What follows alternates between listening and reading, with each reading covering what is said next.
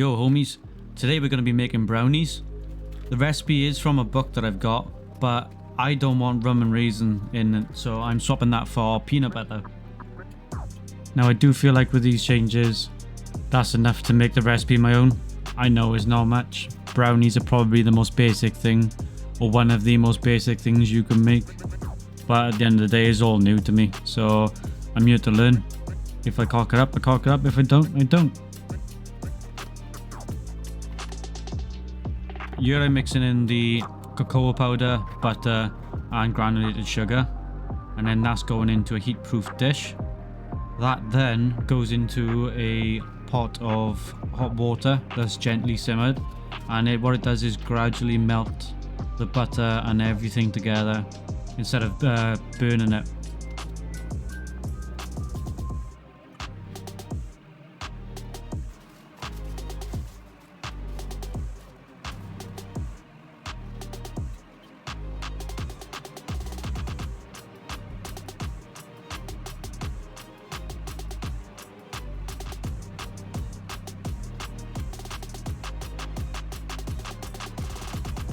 Now with this, I would recommend putting the butter in first, because I put it on top of the cocoa powder and that seemed to insulate it a bit and not let the butter melt as quick as I was expecting it to.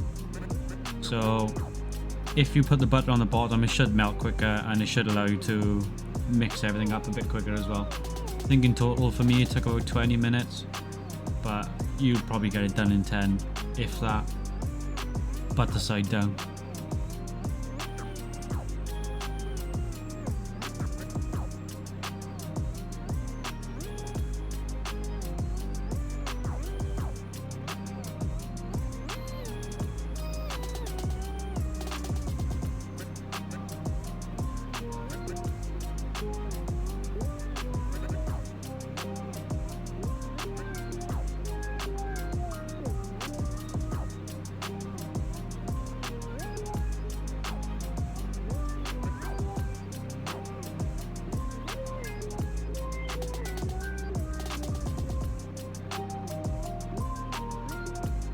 So as you can see here, this is fully melted now, everything's mixed, and we can move on to the next bit.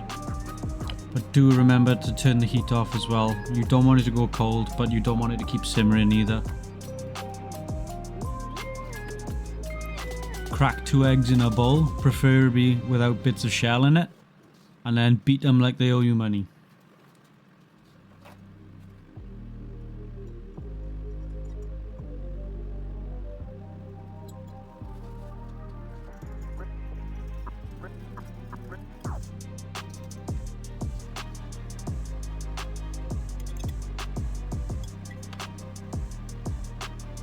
Mix the beaten eggs into the cocoa mixture that we made earlier. Then add in the baking soda and flour mixture.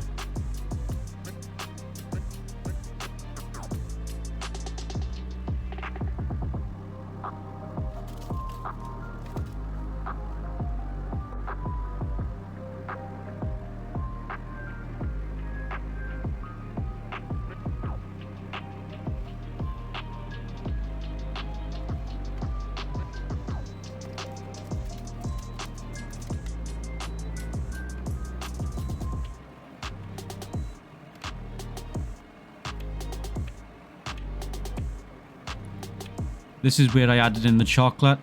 Now to make these shavings, all I did was get around about 100 grams of milk chocolate and a dark chocolate bar. And I just shaved them down with a knife. Nothing too complicated. They seem to melt quite nice at this size and this sort of texture. And I also added in the peanut butter. Now in hindsight, I think next time what I'll do is melt the peanut butter down a little bit. Because I threw it in as is, it didn't really mix that well, so at the end there were some brownies with a lot of peanut butter in them, some brownies with barely any peanut butter in them, and there was a few where they were sort of cock on and good, but next time it'll be a bit more consistent if I melt the butter down a little bit.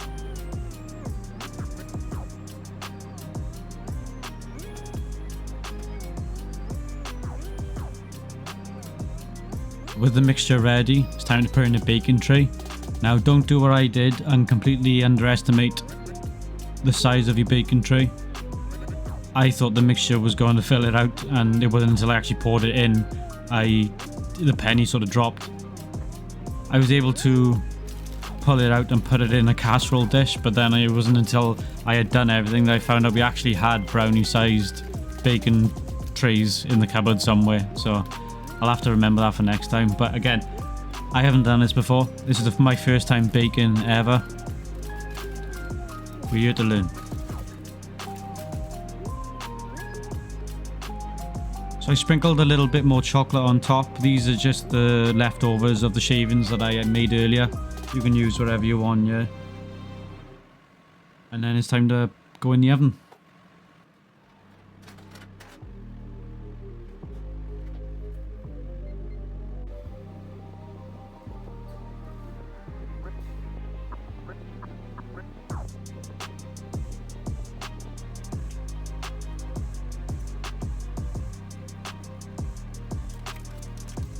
So towards the end, I learned two very valuable lessons, I think. One, I can't keep chocolate melted for a long period of time. And next time, I think I'm just going to melt it as and when I need it. I don't know what happened, but I did melt it pretty easily. And I was thinking if I keep it at that temperature, it's just going to stay melted, but it didn't. It ended up turning into like a paste. I then panicked, took the heat down a little bit, and then it just got even worse, and in the end it just ended up like sulfur, so I just binned it and didn't use it.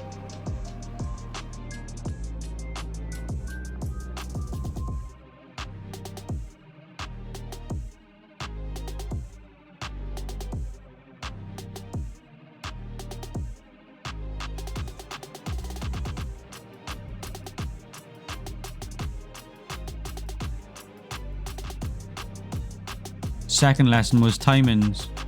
And the recipe I was using said to bake it at 140 for 20 to 25 minutes. I did that, but it was still too gooey. It was like undercooked. I ended up baking it for about 40 to 50 minutes. What you're looking for is like a crispy top, and when you skewer it with a knife, it should come out with a little bit of mixture on it, but not too much. If it's too much, then it's just undercooked.